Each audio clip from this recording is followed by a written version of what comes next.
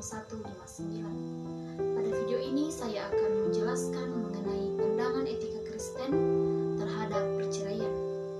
Video ini merupakan tugas akhir dari mata kuliah etika Kristen dengan dosen pengampu Bapak Bartolomius Budi, SPD MPH. Perceraian adalah berakhirnya hubungan suami dan istri, baik karena keputusan bersama maupun putusan hukum atau agama, sehingga mereka tidak lagi terikat sebagai pasangan suami dan istri.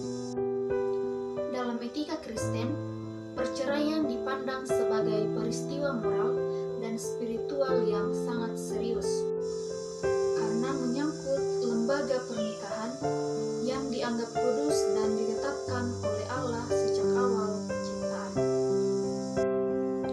Firman Tuhan dalam kitab Kejadian 2 ayat yang ke-24, sebab itu seorang laki-laki akan meninggalkan ayahnya dan ibunya dan bersatu dengan istrinya, sehingga keduanya menjadi satu daging.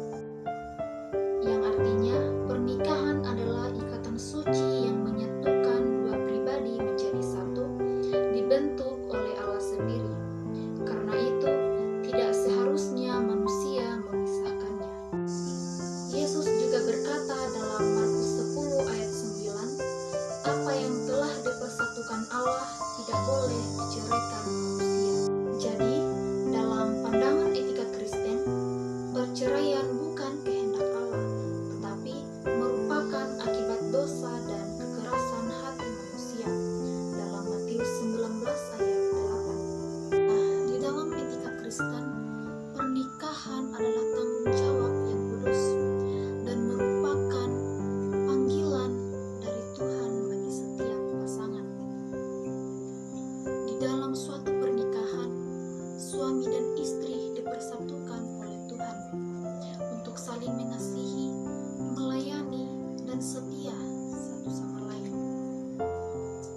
Namun, dalam perjalanan hidup berumah tangga, jarang muncul berbagai masalah dan pergumulan yang dapat menguncang hubungan tersebut.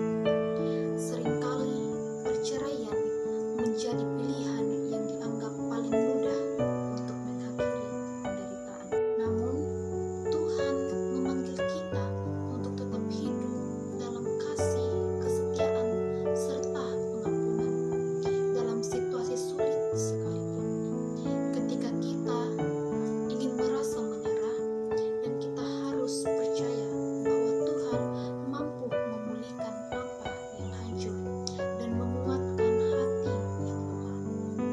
Karena itu, perceraian bukanlah jalan keluar yang dikehendaki oleh Allah, melainkan kesempatan bagi kita untuk belajar mengasihi seperti kasih Kristus mengasihi. Dan bagi teman-teman pemuda dan pemudi yang sedang mencari pasangan hidup, hendaklah menjadikan Tuhan sebagai pusat dan penentu utama setiap keputusan.